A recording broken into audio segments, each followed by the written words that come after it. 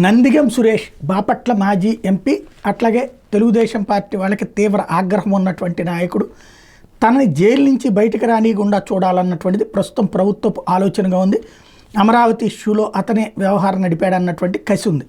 అందుకనే తాజాగా మంగళగిరిలోని తెలుగుదేశం పార్టీ కేంద్ర కార్యాలయంపై దాడి మీద కేసులు అరెస్ట్ అయ్యి ప్రస్తుతం జ్యుడిషియల్ రిమాండ్లో ఉన్న బాపట్ల వైకాపా ఎంపీ, మాజీ ఎంపీ నందిగం సురేష్ విచారణకు సహకరించడం లేదని పోలీసుల తరపున సీనియర్ న్యాయవాది సిద్ధార్థ రుద్ర గురువారం హైకోర్టులో వాదనలు వినిపించారు.